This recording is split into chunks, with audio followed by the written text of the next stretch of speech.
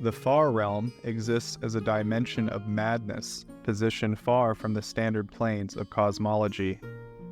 This place, notorious for transforming unlucky visitors into horrifying monsters, is the origin of many aberrations. It consists of countless layers, each unusually thin, varying from an inch to a mile in thickness, with about 10 feet separating them. These layers are transparent, allowing travelers to see through about 20 layers, each one appearing more blurred than the last. The layers are highly mutable. Alien entities drifting through can cause the layers to continuously evaporate, divide, multiply, and pulsate, similar to the ever-changing elements and energies within. It can appear as a storm in the far realm that is visible from afar, sweeping from one layer to the next. In this place, landmarks and entities span multiple dimensions, occupying several layers simultaneously. One can imagine these layers as sheets of clear parchment, with certain features marked on each sheet. Individually, these marks may seem insignificant, but together they can form a three-dimensional object. Despite being a void of dark emptiness, the far realm features bizarre landscapes and what resembles wilderness. Translucent layers are intersected by rivers of white fluid floating without constraint, occasionally running along the layer's edge before spilling into the next. Strange blue spheres fall from above, exploding upon impact to release giant ticks. Gelatinous worms navigate between layers, and forests of tentacle-like plants topped with orange moss loom over an amoebic sea. Enormous multi-layered creatures that resemble deep-sea beings drift in the distance, each the size of a city, oblivious to the smaller creatures inhabiting just one layer. Gravity and time are absent in the far realm. Movement between layers is achieved merely by thought, and the air is thick, akin to syrup, making swimming through it a strenuous effort. In the far realm, diverse beings dwell, ranging from mammal-like to insectoid creatures, some even rivaling deities in power. When encountering beings from other planes, far realm entities often assume forms similar to their observer. The simplest inhabitants of the far realm are pseudo-natural creatures, roaming various layers and engaged in incomprehensible tasks. Existing between conventional time and planes, they perpetually inhabit a seemingly insane state. When summoned to the material plane, they typically mimic familiar creatures, but with a more grotesque appearance, often manifesting as writhing masses of tentacles or even more horrifying forms. A step further in the peculiar evolution of far realm denizens are the Kaorti, originating from a group of exploring wizards. Unable to remain on the material plane, they returned, initially perishing, but later returning encased in protective resin. They created creatures like sky bleeders at Rukanir to conquer the material plane and transform it into a new far realm they could inhabit. Dominating the far realm are the Uvudaum, terrifying creatures with 2 human-like arms, but 6 spider-like appendages for legs, concealed by loose clothing. Their most grotesque feature is a tail-like appendage ending in a hard iron spike, replacing a typical head. Mortal travelers to the far realm often succumb to madness, experiencing horrifying transformations, such as eyes sprouting from their palms or simultaneously reliving numerous distorted memories. Kaorti operatives on the material plane don form-fitting armor crafted from thick resin and tissue, providing protection when they venture beyond their cysts. Without this armor, Kaorti resemble emaciated humans with brownish-green skin, adorned with livid pink, red, and purple swirls. Their skin appears almost translucent and fluid. Their elongated limbs sport 3 finger-like tendrils and a thumb each, seemingly devoid of bones, with palms perpetually secreting green, thick resin. Their bulbous heads connect to their bodies via elongated necks, typically concealed behind layers of resin, resembling the visage of a melted spider. Standing a bit taller and lighter than an average human, Kori exhibit a focused demeanor, showing little interest in leisure activities. Their singular communal objective revolves around corrupting the material plane and merging it with the far realm, underpinned by a deep reverence for arcane magic. In terms of abilities, Kori possess an array of spell-like abilities. These include the daily use of spells such as Color Spray, Comprehend Languages, Disguise Self, Featherfall, Ray of Enfeeblement, and Spider Climb. Disturbingly, Kori possess the ability to transform other humanoids into either Kori or Kori thralls, grotesque manifestations of their former selves. This transformation can last 8 hours and requires the victim to be either willing or incapacitated, with the Kori maintaining a grip on them throughout. While the process encompasses both physical and psychological alterations, the victims retain prior skills in combat and magic. Notably, this method serves as the sole means of propagating their species. Moreover, exposure to the material plane without protection subjects Kori to pain, fatigue, and eventual death if left unchecked. Kori predominantly rely on magic in combat scenarios, preferring to send transformed minions and servant monsters into melee engagements in their place. Should magic prove ineffective, they resort to ranged weapons. If further engagement becomes unavoidable, they will opt to flee if possible. Their inherent physical vulnerabilities render them ill-suited for close-quarters combat. In terms of society, Kori inhabit both the far realm and the prime material plane, though details regarding their societal structure and ecological dynamics in the former remain relatively unknown. On the material plane, they dwell underground or in secluded surface areas, often occupying desolate ruins where they construct their grotesque cysts. These cysts, comprised of networks of tubes and chambers fashioned from Kori resin, provide insulation against the harmful effects of the material plane. Typically, a cyst accommodates only a limited number of members, with excess individuals departing on pilgrimages to establish new cysts once the population nears around 60. However, some older cysts forego pilgrimages, focusing instead on the creation of thrall races, primarily composed of non-humanoid victims transformed into pseudo-natural thralls. Once a cyst is established, Kori operatives venture out alone or in small groups to procure victims. Utilizing their abilities to assimilate with humanoid populations, they infiltrate settlements to gather intelligence and abduct individuals.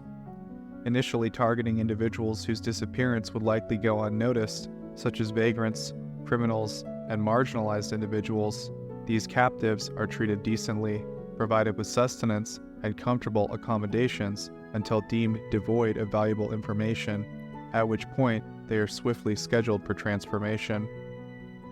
In history, during the Dawn Ages, elves constructed the Vast Gate in a bid to facilitate instantaneous travel and explore realms kept beyond divine creations. However, this gate inadvertently created a small aperture into the far realm, leading to an invasion by its denizens. Although the Vast Gate was permanently sealed, the connection between the material plane and the far realm has persisted and even gradually expanded.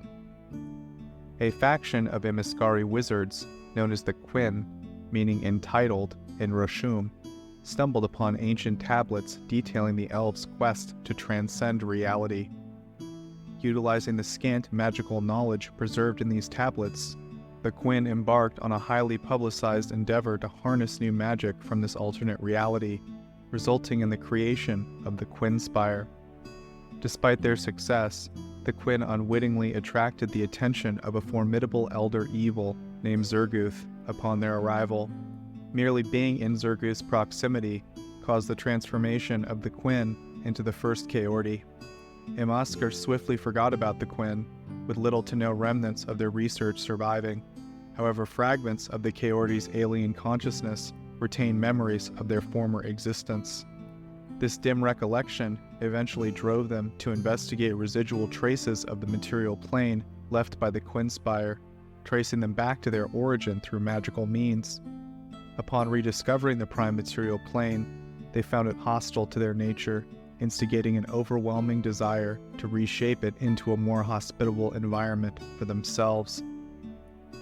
Kaordi, in pursuit of their objective to corrupt the material plane, engineered Rukonnirs and Skybleeders as thralls to aid in their cause, while also developing Kaordi Hulks as shock troops. Additionally, they imported creatures such as half-farspawn, amoebic crawlers, night seeds, and Urkwursh from the Far Realm to further their goals.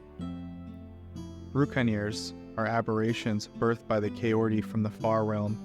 They are monstrous creations designed to disrupt the natural order their creators aim to corrupt, but ultimately cannot withstand. These towering creatures resemble armor-plated, leafless trees. A thick branch extends from their form, culminating in a ball of spikes and jagged spines, while several smaller branches terminate in grasping claws.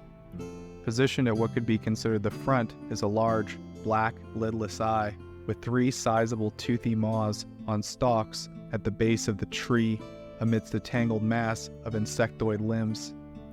Despite their fearsome appearance, Rukonnirs possess above-average intellects and the ability to communicate in common. However, they exhibit profound deficiencies in charisma and wisdom. Highly agile, Rukonnirs surpass normal humans in speed and maneuverability, effortlessly scaling walls and proving difficult to push or trip. They attack with slashing claws, delivering a potent poison through their bites to hinder their foe's mobility. Additionally, they can deliver powerful blows that temporarily stun their opponents and possess a regenerative capacity that aids them in recovering from minor injuries. Their most distinctive trait lies in their relationship with sound. Periodically, Rukonnirs unleash deafening roars from their mouths, incapacitating creatures within the area and causing sonic devastation to their targets. This attack breaks armor and weapons, with their shifting armor plates producing a disorienting noise akin to trees rubbing together in a gale. Non-blunt weapons risk being caught between the plates, potentially being torn from the wielder's grasp and damaged or destroyed. Rukonnirs typically initiate combat by unleashing their sundry roars upon the most heavily armed enemy targets before engaging in close quarters melee, launching a barrage of strikes. Despite their intended purpose of destruction, the Kaordi found the Rukonnirs to be excessively destructive, leading to a prohibition of their presence within Kaordi enclaves. Instead, they were deployed to ravage areas deemed too hazardous for direct Kaordi intervention. The presence of Rukonnirs, often organized into pairs or bands of 3 to 8, typically indicate the proximity of a Kaordi enclave, as their ability to navigate the material plane environment unhindered rendered them ideal guardians for such territories. It is speculated that Kaordi wizards initially created Rukonnirs by subjecting monstrous scorpions to the energies of the Far Realm. Uaam possess a humanoid torso featuring 2 relatively normal arms, but their lower body is markedly aberrant, with 6 arms splayed out in a spider-like manner. They often conceal this lower body with loose clothing. Most chillingly, instead of a conventional head, Uaam sport a tail-like appendage ending in a hard iron spike. These beings exhibit strange and malevolent tendencies, deriving pleasure from revealing the existence of their horrifying, madness-inducing homeland to the more structured realities. Devoid of eyes, Uaams possess an uncanny ability to detect the presence of creatures through some enigmatic sense. Despite lacking a mouth, they can telepathically communicate with any creature that uses language for a fairly long distance. Uaams induce madness and confusion in those who come near them.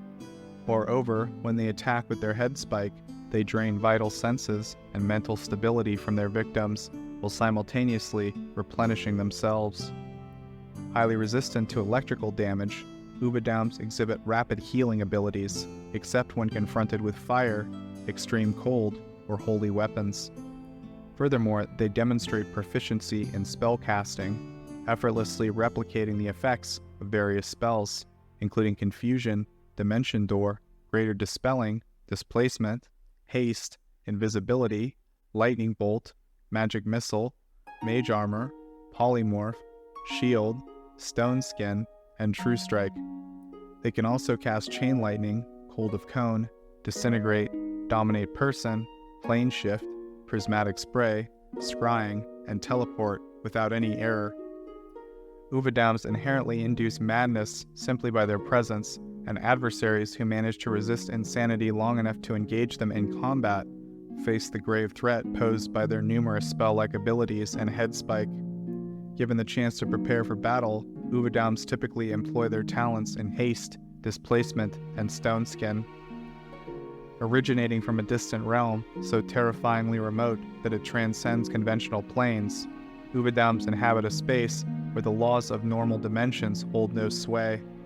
They are integral participants in the madness of this realm, where native creatures are alien and formless, and unspeakable entities whisper dreadful secrets to those who dare listen. Some speculate that Uaam's hold positions of power in the far realm. Beholders are another intelligent creature from the far realm. It is said that perhaps more intelligent creatures there created them in order to explore the material plane. However, if this is true, they have long forgotten this sense of purpose and devolved into the xenophobic, tyrannical beings they are known as on contemporary Faerun. Instantly recognizable from their distinct appearance, a floating head dominated by a single cyclops-like eye surrounded by 10 smaller eye stalks. Their massive, gaping maw is another prominent feature. Because of these characteristics, beholders are sometimes referred to as spheres of many eyes, or eye tyrants, although the latter can also denote a specific type of beholder. In the Forgotten Realms, beholders are typically slightly larger than those found in other places. Most beholders inhabiting Faerun have skin colored in cool tones, such as purples and blues on their upper bodies, transitioning to earthly hues lower down with a pebbly texture. Many of Toril's beholders also possess nostrils and jointed, articulated eye stalks. With eyes covering their entire bodies, beholders possess the ability to see in all directions simultaneously, making ambushes nearly impossible and granting them exceptional perceptiveness. Beholders can see even in the darkest environments, where other creatures would be rendered blind. Despite lacking wings or other similar features, beholders are capable of flight, effortlessly hovering above the ground. This flight resembles the effects of the wizard spell levitation. Beholders are omnivorous and genderless extraterrestrial beings, captivating the attention of both scholars delving into biology and hunters attempting to vanquish them. Consequently, a wealth of information is available regarding beholder anatomy. The skin of a beholder resembles a stony substance, possessing the strength and durability of steel while being equally inflexible. Upon death, the skin hardens further, assuming a stone-like consistency. Beholder bones consist of highly porous and lightweight cartilage akin to leather, usually indistinguishable from their skin but comparably weaker. Following death, the beholder's skeletal structure becomes brittle. Their eye stalks typically manifest as flexible tentacles, though variations exist among individuals, with some possessing jointed stalks covered in rigid chitin or segmented stalks resembling earthworm bodies. While not all beholders possess nostrils, those that do breathe like humanoid creatures, while those lacking nostrils rely on mouth breathing. A beholder's mouth closely resembles that of a humanoid, albeit on a larger scale, featuring soft palates, a muscular tongue, and a row of upper and lower teeth, approximately 56 teeth in total, lining a hinged jaw. These teeth are elongated and slender, suited for tearing rather than chewing. Beholders possess a single lung and 2 stomachs. Beholder blood is green in hue. Unlike humanoid hearts that continuously circulate blood throughout the body, beholders possess a central blood sac that, along with a robust diaphragm, repels blood into their blood vessels before retracting back into the sac. The beholder brain bears a resemblance to that of a human, but is considerably wider. Its 2 lobes, known as Dwemer lobes, extend downward from the center like horns, and are surrounded by a complex central nervous system.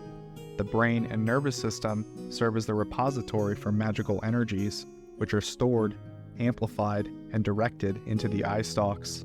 It has been observed that older beholders' brains develop ridges over time. A healthy beholder can endure around 20 days without sustenance before succumbing to starvation or dehydration. Moreover, a beholder's digestive system has the capacity to store excess food. They are capable of storing many days' worth of food in this way. Food undergoes liquefaction in the beholder's two stomachs before being propelled through an intestine-like system to the lungs, where it mingles with air. The digested mixture, combined with air, is circulated throughout the body network of fine arteries to nourish the organs.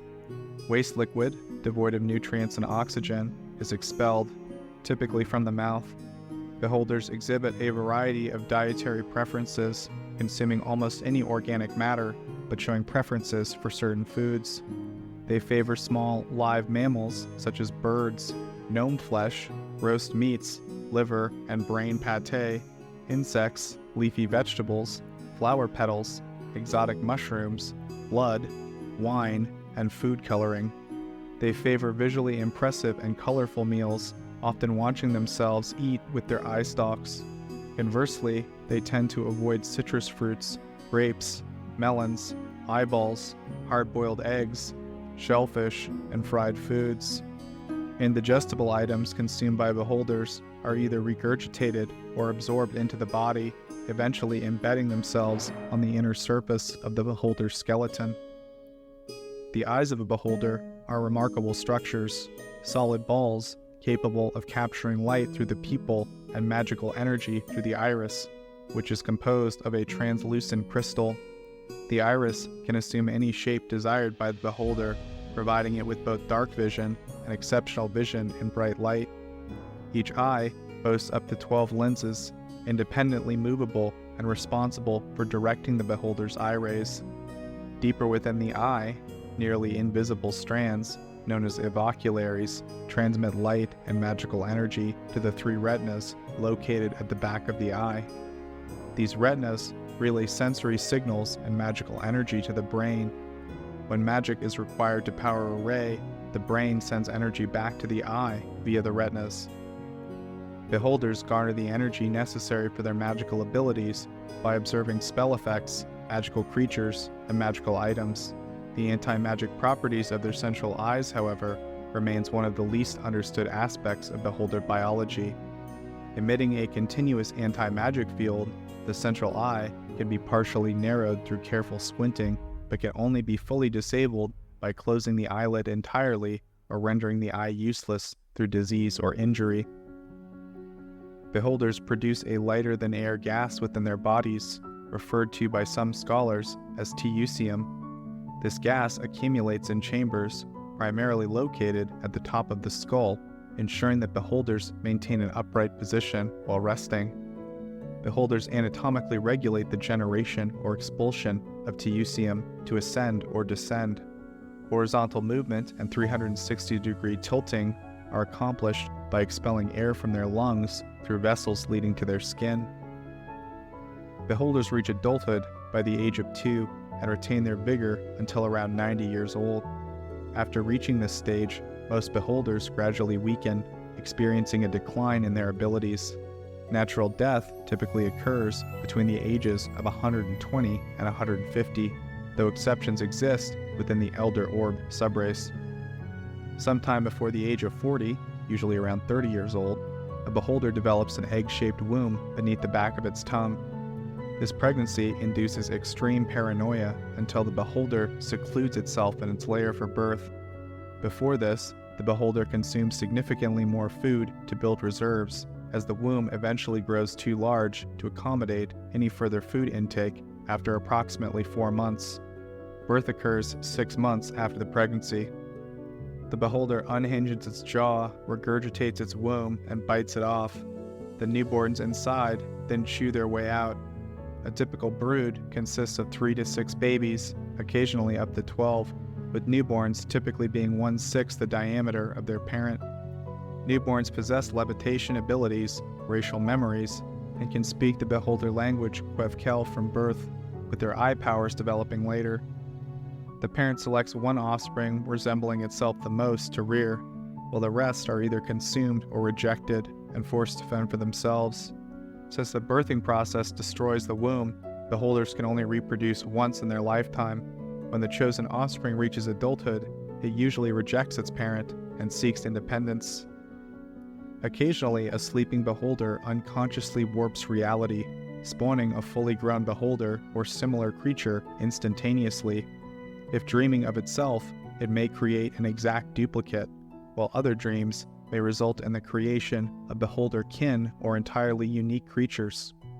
Dream-induced alterations may also affect the beholder's own body, with each orb possessing instinctual knowledge of its own form. However, to dream another creature into existence, intricate knowledge of its physiology is required, often acquired through study, dissection, and selective breeding. Without such knowledge, only malformed creatures are dreamt into existence. Several types of beholders have been documented.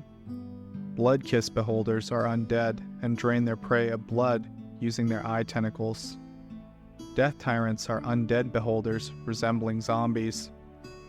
Elder orbs are known as beholders with remarkable longevity bordering on immortality. An Eye of Flame is a more submissive beholder variant, willing to serve stronger counterparts or operate in societies. An Eye of Frost is an even more solitary and cruel beholder. An Eye of Shadow is a beholder that has been warped by prolonged exposure to the Shadowfell.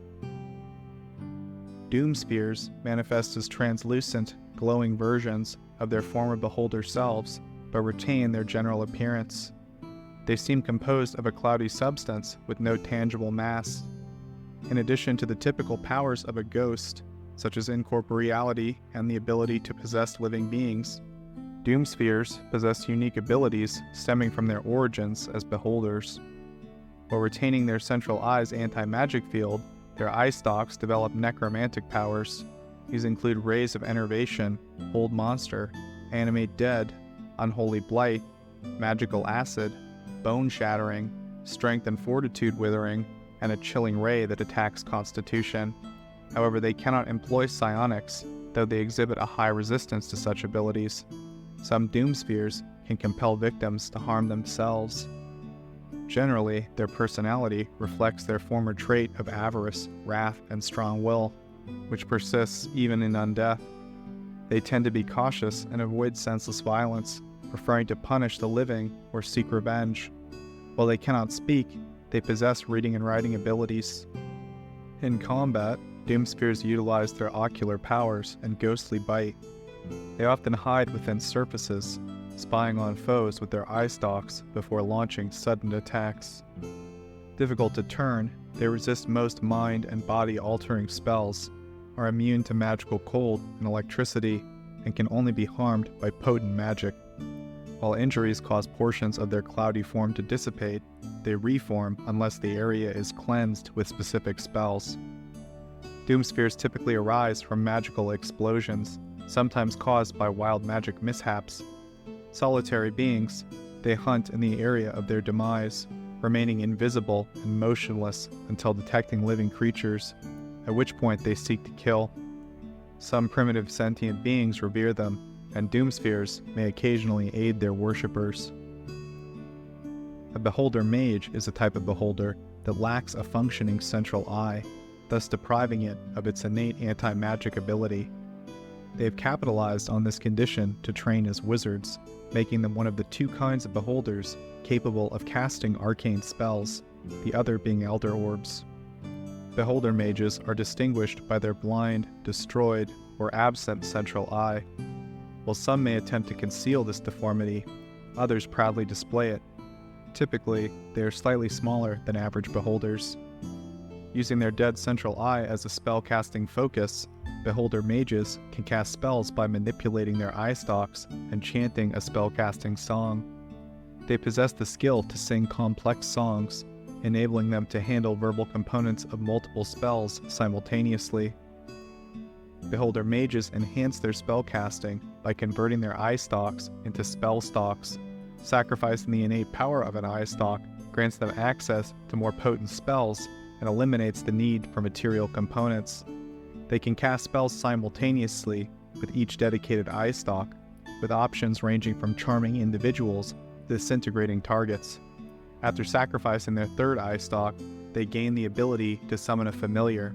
If all 10 eye stalks are sacrificed, they can absorb magic directed at them using their dead central eye. They prepare spells akin to wizards, relying on spellbooks. However, physical limitations require them to employ telekinesis or charmed assistance to handle their spellbooks. They can store one spell in each sacrificed eye stalk for later memorization, with no limit on the number of spells they can learn. In combat, Beholder mages utilize a blend of wizard spells and their innate abilities, often casting multiple spells simultaneously. If a spellcasting eye stalk is severed, they temporarily lose the ability to cast spells with it until it regenerates. Beholder mages tend to be antisocial, though more open to diplomacy than typical beholders. Usually, they have ulterior motives. Beholder mages have developed ancient and distinctive spellcasting techniques and traditions, primarily to overcome the inherent challenge of spellcasting without hands. Many of them have innovated their own spells to better suit their unique limitations, and numerous spells that resemble those of conventional wizards are actually their creations. They are also among the rare beholders capable of crafting magic items, such as the Crown of Eyes. The primary requirement to become a beholder mage is the loss of eyesight in the central eye. Most beholder mages are either born blind, lose their central eye in battle, or intentionally blind themselves in pursuit of magical study. Normal beholders typically avoid beholder mages, viewing them with disdain or pity due to their disability. The necessity of sacrificing their eye stalk powers for spellcasting is generally considered abhorrent, discouraging many from pursuing the path of a beholder mage. The spellcasting eye stalk of a beholder mage can be used as a substitute for a normal beholder eye stalk in potion crafting, although this often leads to unpredictable or bizarre effects.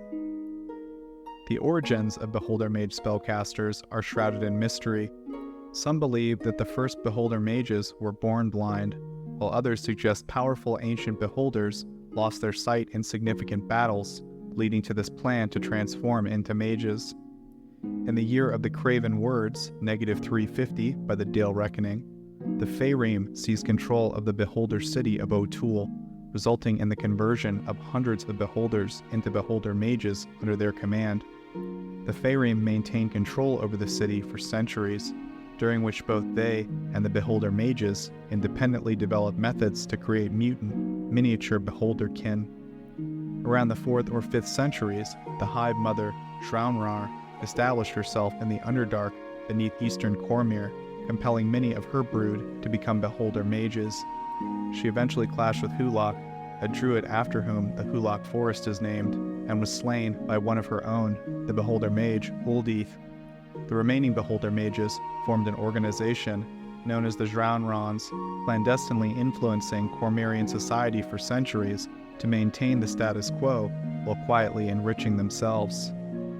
In Faerûn, significant populations of beholder mages can be found in the Underdark beholder cities of Old Tul and Zokir. Some notable beholder mages include Eryxis, the Sorcerer Orb, an Elder Orb beholder mage from Old Tul who held significant power between 370 and 372. Acting as an assistant to Skalmarel the Sage, a Faerûm and member of the ruling triumvirate in Old Tul, Eryxis covertly plotted to overthrow the Faerûm's regime and establish itself as the new leader. Despite the triumvirate's awareness of its schemes, they allowed Eryxis to proceed, finding amusement in its endeavors. In 1372, Eryxis orchestrated the slave revolt, led by a former orc captain, Cronak Eyebiter, unbeknownst to the Faerûm. Querbax Thanos, a beholder mage who ascended to the position of Magister, possessed a natural talent for spellcraft. Blinded in his youth by an older eye tyrant seeking to eradicate his bloodline, he re-emerged as a powerful beholder mage, utilizing Netherese wands and scepters grafted into his empty eye socket. Renowned for his spell alterations, he lured the Magister Laurongar Veverel into a fatal trap in 699. Despite freely sharing new spells with elven mages after assuming the role of Magister, the beholder met his demise at the hands of a trap laid by the human sorcerer Almer Galarthund. Kiraptir the Blood-Eye is a formidable beholder mage who once ruled the empire of Kalim Shan during its Third Age. Engaged in conflict with the Alamir Hive since the inception of the Raur dynasty, Kiraptir seized control of Kalim Shan after the petrification of Pasha Violir el-Kahan IX. Reigning for 26 years, Kiraptir's tyrannical rule saw constant strife between humans and beholders until it was overthrown by a group of warrior priests. Though driven from his throne, Kiraptir escaped destruction and rallied a new horde of aberrations, leading them in subsequent conflicts against the Kalashites of the Almoraven region for around 200 years before finally being defeated. Old Tul, also called the City of Tyrants, exists as a small beholder settlement within a bell-shaped cavern in the upper reaches of the buried realms of the Underdark. In the Dalelands and Moonsea regions, many legends circulate about its existence. Geographically, the city lies north of Tith Yammer and south of the Stonelands. It's accessible via the Six Streams River, which cascades into the cavern as mist. At the cavern's base sits Zorks, a sandy island encircled by the Sand Lake, sourced from the Six Streams River runoff. Visitors reach Zorks via flat-bottomed skiffs, guided by beholder telekinesis for a fee of 1 gold piece. Surrounding the area are vertical shafts leading to tunnels linked to the surface, some crafted by beholders using disintegration rays. Among these tunnels, one steep shaft northeast of the city provides direct access to the World Watcher's Tower, a ruined fortress. Zorks host shanties where the city's slaves dwell. Rising from Zorks is Zorks Ka, a massive stone column covered in runes, honeycombed with chambers, tunnels, and shafts. Concealed at its base is a portal connecting Old Tul to Zuncock, where the ruling triumvirate of beholders governs from hidden chambers. The lower part of Zorks Ka houses the city's death tyrant army. The cavern's ceiling is adorned with hundreds of hollowed stalactites serving as homes for beholders. These stalactites are embedded with belgerils, emitting a soft glow throughout the cavern.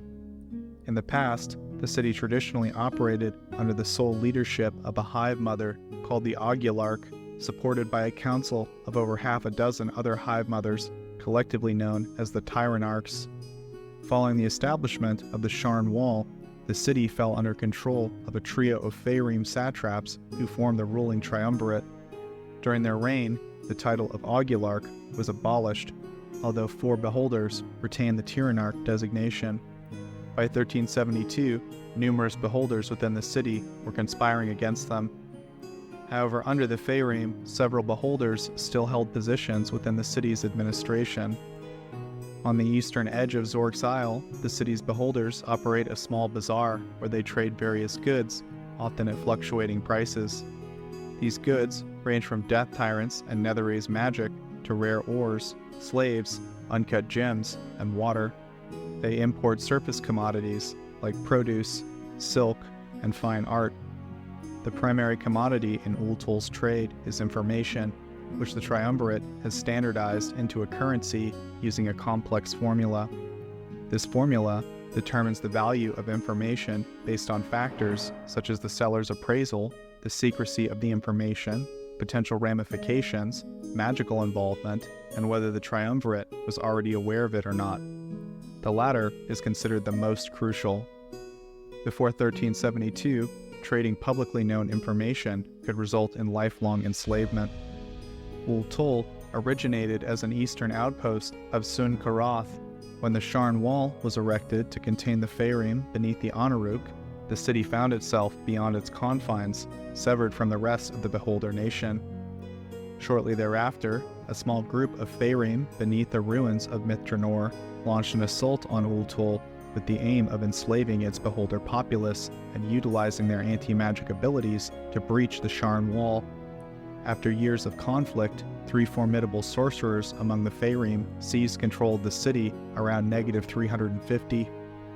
Despite their efforts, the Triumvirate's scheme to breach the Sharn Wall failed. Subsequently, many beholders were compelled to serve as messengers or couriers between the Faerûm outside the wall. Following their domination of the city, the population underwent a significant reduction. Approximately 1,200 beholders were transformed into death tyrants, while over 200 voluntarily apprenticed themselves to their new rulers, becoming beholder mages. The triumvirate also created Gougers to suppress potential uprisings among the beholders. Some inhabitants fled to the surface or other parts of the Underdark. With the return of the City of Shade in 1372, leading to the collapse of the Sharn Wall, the triumvirate altered the city's public policies. Old Tul became accessible to various Underdark denizens and gradually emerged as a prominent marketplace. In addition to standard beholders and beholder mages, the city is home to eyeballs, created as a subservient race by both the triumvirate and rebellious beholder mages. The shift in policy to welcome outsiders hasn't been entirely accepted by the beholder inhabitants, who still harbor a severe animosity. A sizable colony of cranium rats inhabit the Zork's Bazaar, functioning as an approved thieves' guild, requiring knowledge for the triumvirate. Visitors are restricted to the island of Zorks and are required to prominently display a pass issued upon entry. This pass is a hefty bronze slab inscribed with runes and is essential for identification. Losing it means risking enslavement. There are innumerable subspecies known as beholderkin. These are the most well-documented examples. The Death Kiss, also called Bleeders or Eyes of Terror, exists as a lesser beholderkin featuring tentacles ending in mouths instead of eye stalks. These entities manifest from the vivid dreams of beholders, centered around mass blood loss. Death Kisses strive to flee from their creators upon emergence, recognizing their superiority. They may submit to more potent beings to preserve their lives, but lack the egotism common among beholders. Their paranoia about blood loss drives them to drain the blood of any available creature sadistically, enjoying the process and not taking combat seriously. They might even masquerade as true beholders to deter perceived threats. Ingesting blood enables Death Kisses to generate electricity, enhancing their offensive capabilities and aiding in their recovery from injuries. Their blood's electricity shocks nearby creatures upon their demise, potentially leading to complete electric discharge. In hunting mode, Death Kisses retract their tentacles before suddenly extending them to full length to ambush their prey. They typically hunt alone, displaying a lack of sophistication and subtlety in combat, instead resorting to violent attacks against nearby targets. Although not unintelligent, they tend not to strategize unless faced with vastly superior foes. This lack of strategy often leads them to make avoidable mistakes, especially their tendency to toy with their prey. Preferring solitary hunts, Death Kisses prey on anything with blood. They may submit to more powerful entities temporarily, but will attempt to escape when possible. When encountering each other, they might fight to the death, coexist peacefully, or even form temporary alliances. They primarily inhabit the Underdark and sustain themselves by consuming the blood of the creatures there. They can enter a state of hibernation during food scarcity, requiring significant thermal stimulation to awaken. While underground, they extend their tentacles to navigate, retracting them above ground. Similar to beholders, they move by hovering, using a buoyancy sac. Like beholders, Death Kisses possess an organ in their heads that can be used to create levitation potions and magic ink. Upon death, part of their brain hardens into a red gem called a blood eye, which glows in response to nearby strong emotions. Directors serve as the beholder abomination's hive shock troops. These entities are notably large. Their central eye is relatively smaller compared to that of a true beholder. They feature 6 eye stalks atop their bodies and 3 clawed tentacles beneath, which they utilize for riding mounts. Directors primarily function as cavalry fighters, maintaining a mind link with specialized riding animals. According to Kalashite records, directors participated in the Eye Tyrant Wars and earlier conflicts in Kalim Shan, alongside other beholder abominations. The Eye of the Deep, occasionally referred to as a sea holder, is a water-dwelling relative of the beholder, covered in reddish, lobster-like chitin. Instead of traditional eye stalks, It possesses 2 antennae, each ending in an eye, and 2 lobster-like claws in place of arms. Their mouths are lined with sharp, shark-like teeth, and concealed beneath them are approximately 60 to 90 sticky white feelers which they use for mobility underwater. Eyes of the deep are as deceptive as they are self-serving, lacking any sense of loyalty. They only collaborate with other beings if promised food or if they perceive the alliance as advantageous to them. They avoid encounters with their own kind to prevent conflicts with equals. While not exceptionally intelligent compared to regular beholders, they possess enough cunning to set traps and employ tactical maneuvers. They occasionally use their illusion abilities for entertainment. These creatures possess a unique ability to combine their eye rays to create powerful illusions, crafting moving three-dimensional images that can lure unsuspecting prey. They can stun and blind targets with a bright white flash emanated from their central eye. Each eye ray can immobilize opponents, with one being more potent than the other. Some individuals have an additional eye ray capable of generating a cold wave. Eyes of the Deep can also use their illusion abilities to mislead enemies during combat, creating false hope or reinforcements. They are immune to the blinding effect of other members of their kind. After luring prey, they use their claws to grasp and tear them apart.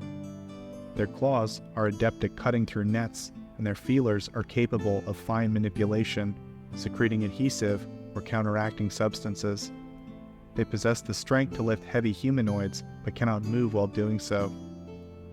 Eyes of the Deep are extremely rare creatures, as they can only survive at specific depths below the sea. They feed on surface dwellers and sometimes ingest metallic treasures, which they later regurgitate in their layers.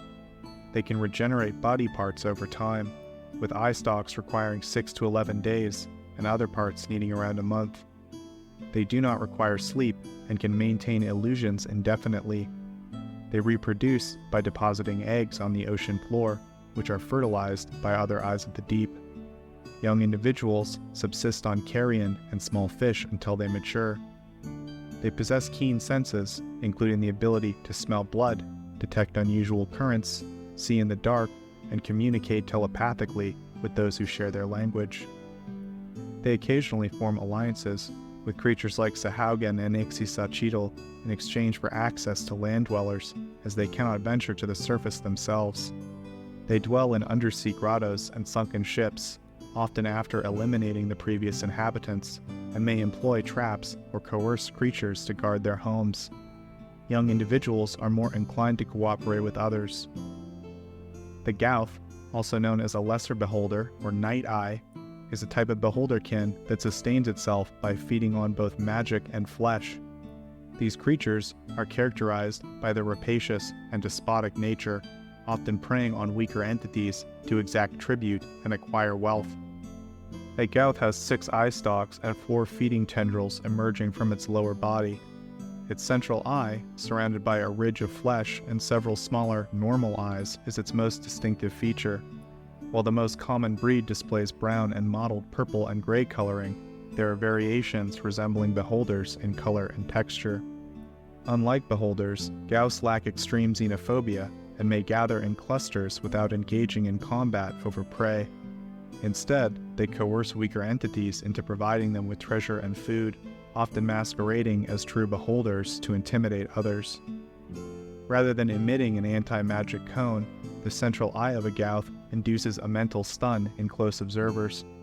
Their 6 eye stalks emit rays with effects similar to spells such as Dispel Magic, Inflict Moderate Wounds, Ray of Exhaustion, Scorching Ray, and Sleep or Paralysis. The most unique eye ray is the Devour Magic Ray, which drains magical item charges temporarily. Gaus can manipulate items with their tendrils and possess mild regeneration abilities. Upon death, they release this raw magical force explosively. While Gauths typically operate alone, they may form clusters or rule over other creatures, demanding servitude and tribute. Despite their xenophobia, beholders consider Gauths to be among their most useful servants and lieutenants. Gauths prefer consuming magic over meat, and prolonged deprivation of magic forces them to return to their home plane. Magical items ingested by Gaus gradually lose their power, with charges depleting rapidly and permanent items losing their magic within a day. Gaus originate from a plane similar to the one inhabited by spectators, and typically live for around a century, spawning 2 smaller Gaus a week after their death. Gazers, also known as eyeballs, are small beholderkin, characterized by their unintelligence and tendency to follow their creator like an aggressive pet, a trait that beholders sometimes find amusing. They frequently serve as familiars for evil spellcasters allied with beholders. Gazers resemble beholders but with minor differences, possessing only 4 eye stalks instead of 10. While they do not exhibit violence towards each other, they cooperate and fiercely reject attempts by others to tame them. They prey on and intimidate creatures weaker than themselves. When left to roam wild after losing their creators or being driven off, Gazers become territorial nuisances, hunting small game and harassing larger creatures until they retreat. When forced to band together in packs, they pose a significantly greater threat to larger adversaries. Their 4 eye stalks can unleash effects akin to spells, such as Cause Fear, Daze, Mage Hand, and Ray of Frost. Lacking a central eye ability, they can only fire 2 beams simultaneously.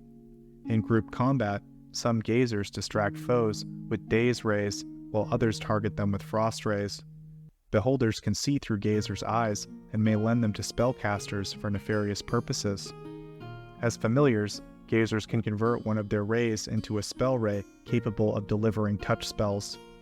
Additionally, they possess the ability to mimic speech that they hear, albeit in a high-pitched tone. Gazers originate from the feverish dreams of beholders, or can be created through magical processes by beholder mages. A Gazer's eye can be transplanted into a humanoid by a beholder surgeon, effectively turning the recipient into an ocular adept. Wild Gazers utilize their Ray of Frost to hunt. Beholders derive entertainment from the antics of Gazers and often keep them as pets, sometimes even modifying their layers to accommodate them. While they can form bonds with spellcasters of other races, Gazers are challenging to control or tame magically, although bullies who abuse their powers may find it somewhat easier to establish dominance. Gougers, beholderkin engineered by the Faerine to counter beholders specifically, are characterized by their 10 eye stalks and 4 short legs. Their most terrifying feature is a long spiked tongue, and they emit constant twitches and shrieks. Bred as weapons, Gougers exhibit madness, ruthlessness, and a lack of self-preservation instincts. They harbor intense hatred and fear toward their creators, but refuse to cooperate with anyone else. While Gougers' eye stalks lack magical abilities, their central eye retains the infamous anti-magic cone power of beholders. Despite their ability to fly like beholders, their legs allow them to walk, albeit slowly and clumsily. Gougers rely on their formidable tongues in combat, skilled at targeting the eyes of other beholders and beholderkin. Carnivorous by nature, they inhabit underground environments, primarily in the Underdark. They often roam the tunnels surrounding the city of Old Tul. Observers are large and highly intelligent beholderkin that reside in the most lawful planes. They feature 6 eye stalks and 3 central eyes evenly spaced around their circumference, each paired with a mouth situated beneath. These mouths are actually suckers attached to 5-foot tentacles. Their bodies are covered in hard, chitinous skin with mottled shades of purple and pink. Observers excel in social interactions compared to other beholderkin and are more inclined to form alliances with other creatures. However, they lack empathy, although they are not inherently malicious. They display near obsessive tendencies in their pursuit of knowledge. They are reputed to possess powerful psionic abilities. During their prime, observers were among the entities that passed through magical gates to engage in trade with the city of Sarbreen. Overseers rank among the most perilous of the beholderkin. Comparable in might to a hive mother, an overseer presents a vast mass of flesh or a tree adorned with mouse alongside its trunk and eyes sprouting from its branches. Overseers typically wield control over 5 to 10 standard beholders or 5 to 20 beholderkin. However, their influence is limited to creatures of the same type, hence an overseer can command either death kisses or directors, but not a mix. In the beholder city of Zokir, a few overseers are known to exist, although they are less common there compared to other beholder colonies. Kalashite records hint at overseers participating in the Eye Tyrant Wars and earlier conflicts in Kalim Shan alongside other beholder abominations. Spectators, extraplanar beholderkin, originating from the clockwork nirvana of Mechanus, are philosophical beings, often summoned to serve as vigilant guardians. Unlike typical beholders with 10 eye stalks, spectators have 4, with 2 positioned on each side of the upper half of their bodies. Their skin is thick, lumpy, and rubbery, with visible blood vessels. Like regular beholders, they feature a single main eye in the center of their floating form. Vigilant and trustworthy, spectators fulfill their guardian role dutifully, exhibiting 2 distinct modes of behavior, free-thinking and contemplative. In their free-thinking state, they roam the plains, engaging in cautious conversations with those they encounter. In their contemplative state, they devote over a century to pondering philosophical questions. While friendly when approached, they prefer solitude to continue their philosophical musings. Spectators are hesitant to guard items for mortal summoners, but remain utterly loyal once committed, guarding the object until relieved of duty. They take pride in their guardianship and refuse commands until released or tasked with guarding something else. They derive pleasure from thwarting chaos and defending valuable objects, displaying a strong sense of justice that dictates sparing non-threatening creatures. Utilizing their main eye, spectators can deflect spells aimed at their face back toward the caster. Their 4 eye stalks can induce effects similar to spells such as paralysis, moderate wounds, fear, and confusion. Spectators can generate enough food and water to sustain themselves daily and possess the ability to plane shift once per day. When confined within a ritual circle created with beholder eyes, spectators are limited to levitation and cannot utilize other abilities. In combat situations, spectators remain peaceful unless severely provoked.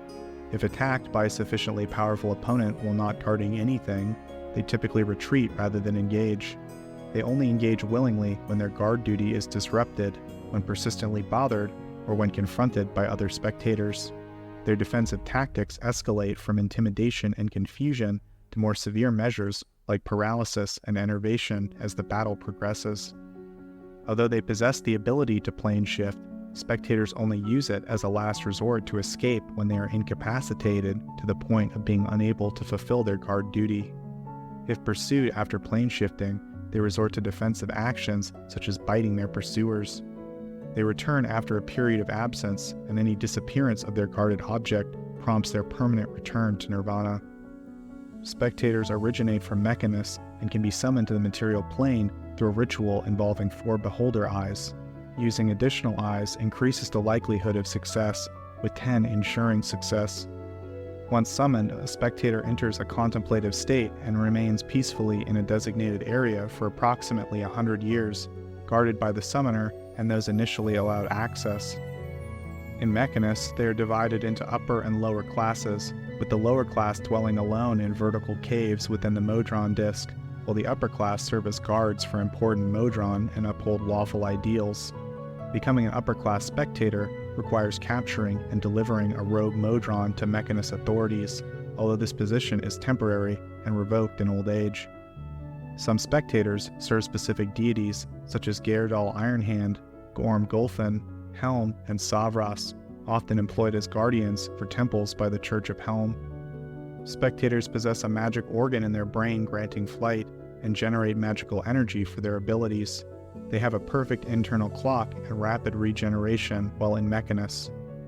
Newborn spectators emerge from the eyes of their deceased parents with levitation abilities and eye ray powers. They gain new abilities every 3 months and grow larger until they leave to establish their own lair. At 1,000 years old, their eyes grow larger and their bodies shrink, eventually dying and restarting the cycle. Waterdeep faced an attack by spectators in 1370, causing chaos until the attack was thwarted by Helbin Aronson. Rumors suggest conflicting origins for the spectators, with some claiming they were created by Helm as guardians, and others alleging they are inferior imitations of beholders created by dark gods. Several notable beholders on Toril include Mongsam, who holds the distinction of being the most formidable and oldest beholder, residing in the western heartlands.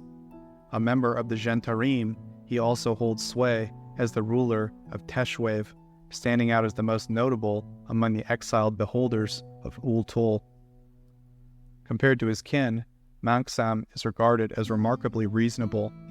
He displays a willingness to collaborate with humans as long as it serves his interests.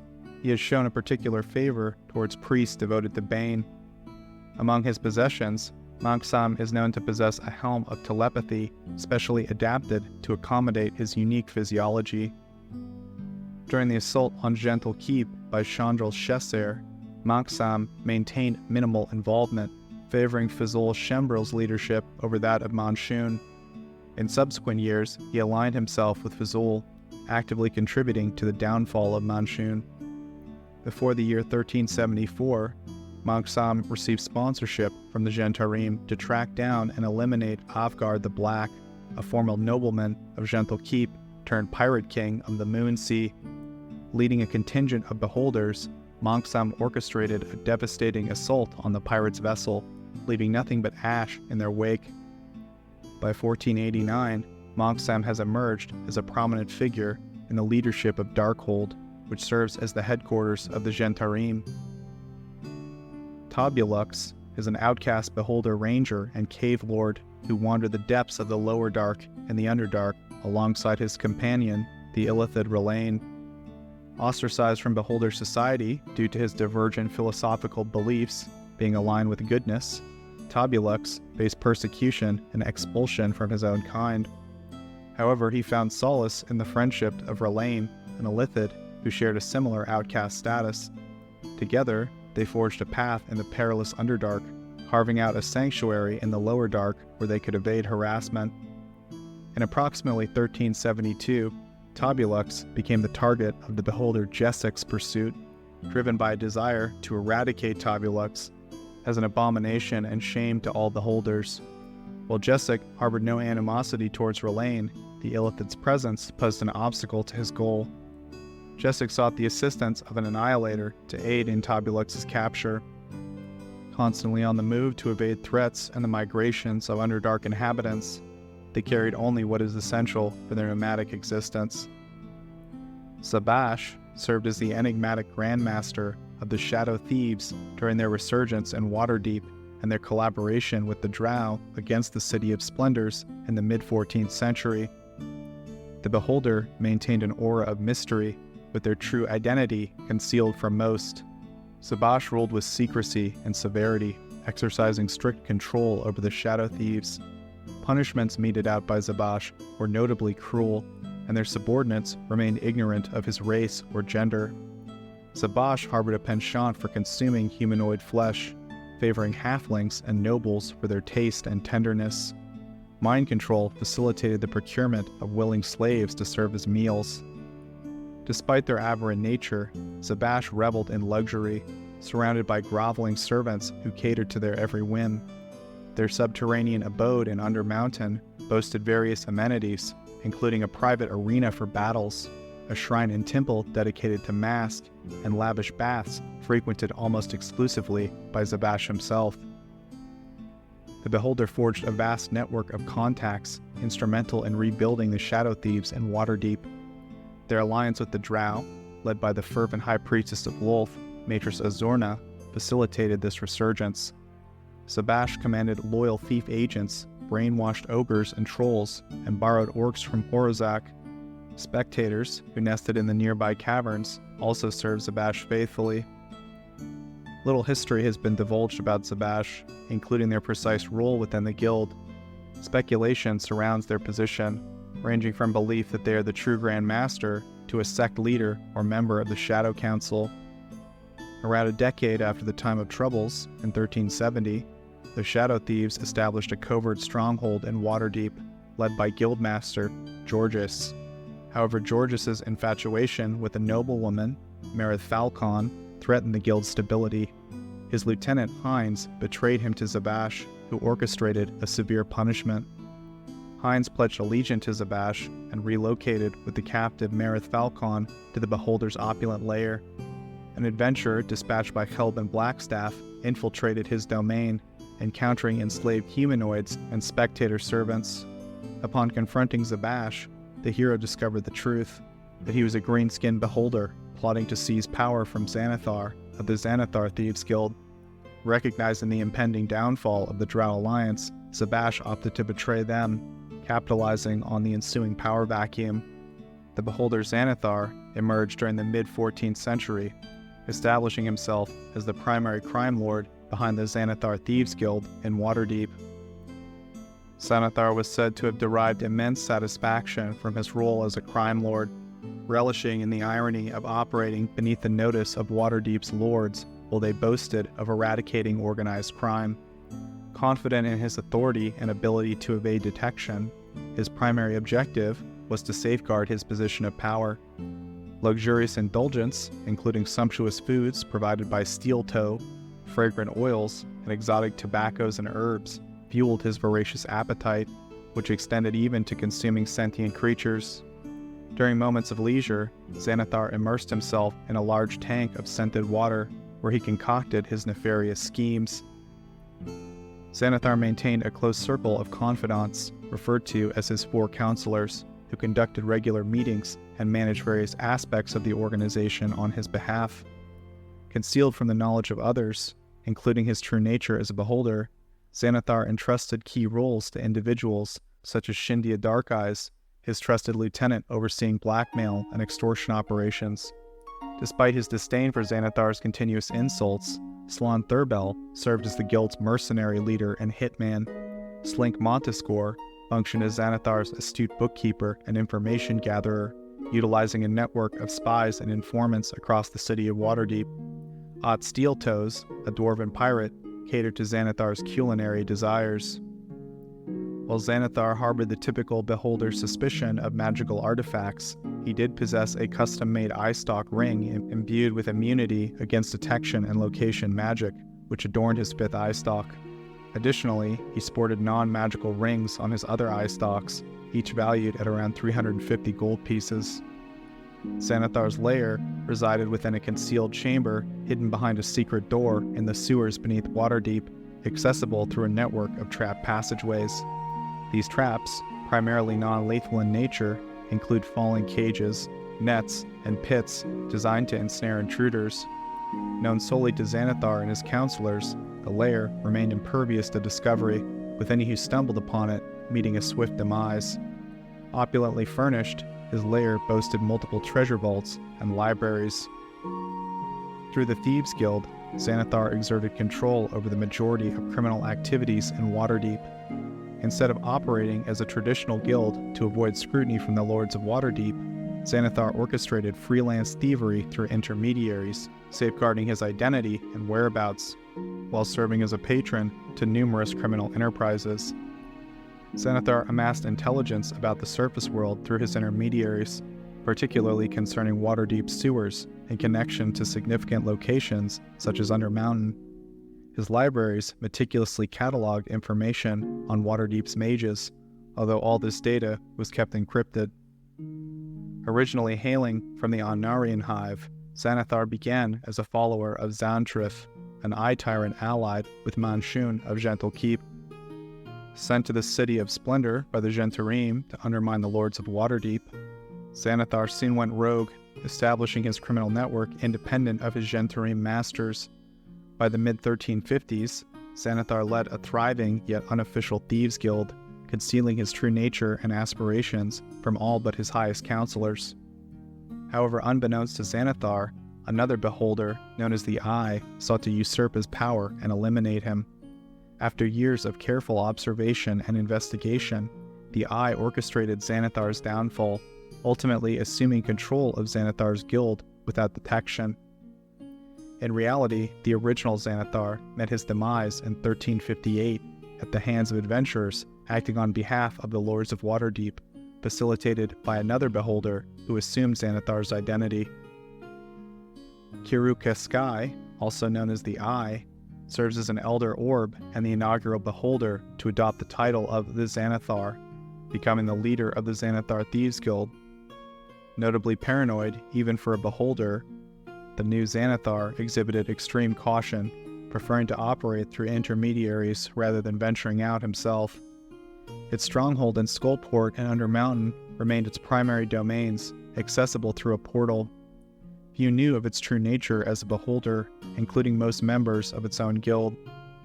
Its worldview was typical of beholders, considering surface dwellers as potential subjects and viewing attempts by humanoids to emulate beholder powers as arrogance.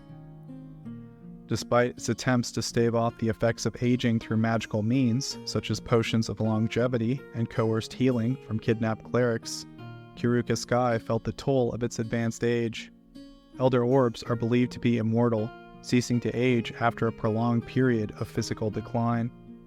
Kiru Skai's magical acumen was notable, though its abilities declined with age. Some of its eye stalks required magical intervention to function properly, while others operated at reduced capacity. Its sorceress powers included spells like Disintegrate, Flesh to Stone, Charm Person, Death Fog, Demand, Dimension Door, ESP, Fly, Spell Turning, Wall of Fog, and Wall of Force.